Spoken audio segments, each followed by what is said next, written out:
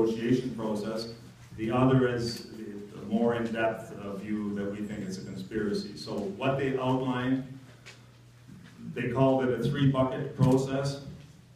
The first bucket was a CCAA restructuring, which is Canadian Business and Corporation Act restructuring, where they wanted to divide the company up into 6 parts. What they said was with the intention of going through a merger and acquisition process. So the 6 parts were Lake Erie Land, Lake Erie Production, Hamilton Land, Hamilton Finishing, Hamilton Coke, and then Hamilton Other.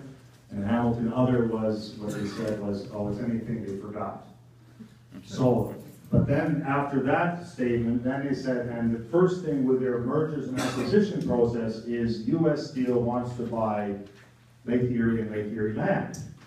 So we said, very naively, well, we thought you owned it already. And they said, oh, no, that's U.S. Steel Canada. U.S. Steel wants to buy it. So then, as I said before, you don't have to be a nuclear physicist to figure out that, okay, there's some scam going on here. That, okay, they want to take Lake Erie out of U.S. Steel Canada, then do whatever they want to do with U.S. Steel Canada.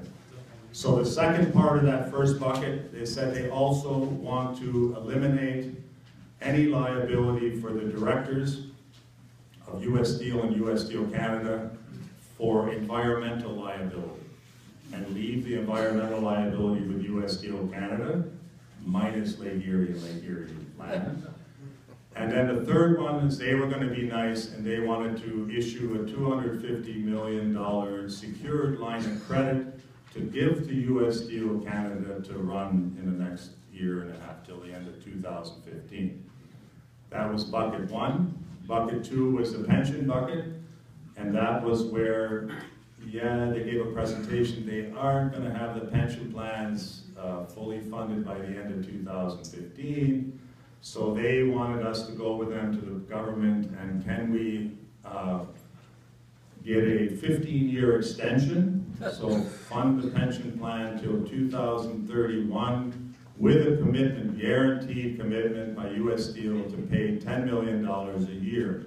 Now right now they're paying $70 million a year, so they're being magnanimous and they want to pay $10 million a year for 15 years, so $150 million, with the option of paying it up front, so meaning like pay $95 million right away, and that collects interest, so that's $150 million at the end of 15 years. And they wanted us to go with them to the provincial government to ask them to forgive the $150 million loan, which they could keep 3/4 of it if they funded the plan by the end of 2015. But they said, well, no, we don't want to do that, but we want to forgive the loan also. And then the third bucket was they wanted the contract collective agreement settled at 10:05. So those all 3 buckets were going to come together and everything would be wonderful.